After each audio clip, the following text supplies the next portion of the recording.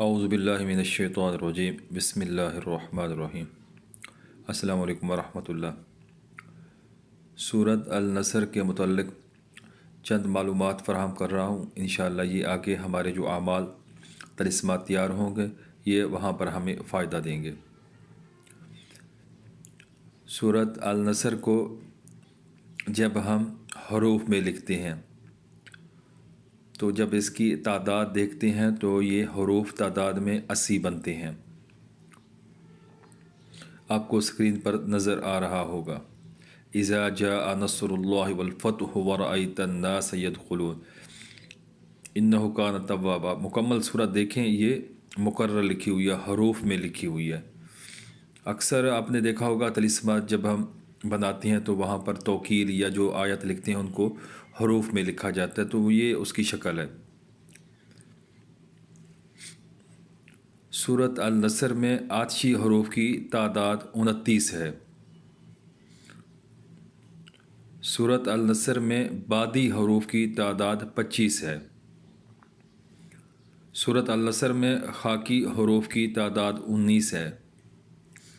سورۃ النصر میں آبی حروف کی تعداد 7 ہے۔ حروف نورانی کی تعداد 49 ہے۔ حروف صوامت کی تعداد 52 ہے۔ حروف کی تعداد 80، قمری اعداد 6124، شمسی اعداد، ملفوظی اعداد، ابجد بسط جس کو عربی اعداد بھی کہتے ہیں، یہ اسکرین پر آپ کو نظر آ رہے ہوں گے۔ یہ آگے جب ہم نقوش بنائیں گے، طلسمات بنائیں گے، الواح بنائیں گے تو اس میں یہ چیزیں کام آئے گی۔ بیسیکلی یہ انفارمیشن ہے عاملین کے لیے جو اس سورہ مبارکہ کی عامل بنیں گے، آگے اعمال طلسمات بنائیں گے یا خود جو بناتے ہیں یا جو طلسمات کے یا نقوش کے قوانین جانتے ہیں، یہ چیزیں ان کو فائدہ دے گی۔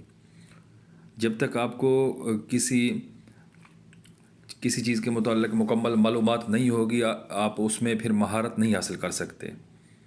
سورۃ نصر کون سے پارے میں ہے، سورت نمبر کون سی ہے، اس کی آیات کتنی ہیں، اس کے اعداد کتنے ہیں، قمری اعداد، شمسی اعداد، حروف، ساری چیزیں آپ کو اگر نالج میں ہوں گی، یاد رکھنے کی ضرورت نہیں ہے، بس یہ نالج میں ہونی چاہیے، پتہ ہو آپ کو۔ اس کی تفسیر، آیات کے جو شان نزول ہے، وہ ساری چیزیں، تو پھر اس چیز کے اوپر آپ ماہر ہو جائیں گے، وہ چیز آپ کے اندر اچھے طریقے سے سما جائے گی، آ جائے گی، اس کے جو فیوز و برکات ہیں وہ کھل جائیں گے آپ لوگوں کے اوپر۔ اس کی تفسیر کے اوپر بھی تھوڑا جائیں، دیکھیں، سرچ کریں، ترجمہ بھی اس کا دیکھیں، اور اس کے بعد جو چیزیں میں نے یہ شیئر کی ہیں اس کو بھی اپنے پاس محفوظ کر لیں، اسکرین شاٹ لے لیں یا جیسے بھی۔ ریاضت کے میں نے طریقے پیش کر دیے ہیں، اس کے بعد یہ اس کی جنرل نالج یہ تھوڑی سی دے دی ہے، انشاءاللہ آگے چل کے اس کے اعمال طلسمات نقوش وغیرہ میں پیش کروں گا۔ جزاکم اللہ۔